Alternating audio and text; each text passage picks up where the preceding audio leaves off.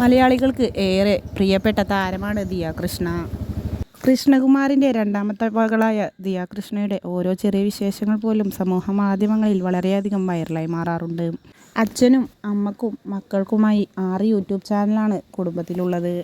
ഇപ്പോഴിത് ദിയ കൃഷ്ണക്കും കൃഷ്ണകുമാറിനുമെതിരെ വൻ വിവാദങ്ങളാണ് വന്നുകൊണ്ടിരിക്കുന്നത്. കുറച്ച് ദിവസങ്ങൾക്ക് മുൻപ് ദിയ കൃഷ്ണയുടെ OBY-OC എന്ന ഓൺലൈൻ ജ്വല്ലറിയിലെ സ്റ്റാഫിനെതിരായി ദിയ കൃഷ്ണയും കൃഷ്ണകുമാറും പരാതി നൽകിയിരുന്നു. തങ്ങളുടെ 69 ലക്ഷം രൂപ വ്യാജ QR കോഡ് വഴി തട്ടിയെടുത്തുവെന്നതായിരുന്നു പരാതി. ഇപ്പോഴിതാ ദിയ കൃഷ്ണയുടെ ഓൺലൈൻ ജ്വല്ലറിയുടെ പേരിലും ദിയ കൃഷ്ണയുടെയും കൃഷ്ണകുമാറിൻ്റെയും പേരിലും ആ 3 തൊഴിലാളികൾ പരാതി നൽകിയിരിക്കുകയാണ്. കൃഷ്ണകുമാറും ദിയയും തങ്ങളെ കിഡ്നാപ്പ് ചെയ്തുകൊണ്ടുപോയി പൈസ തട്ടിയെന്ന് പറഞ്ഞുകൊണ്ടാണ് കേസ് കൊടുത്തിട്ടുള്ളത്.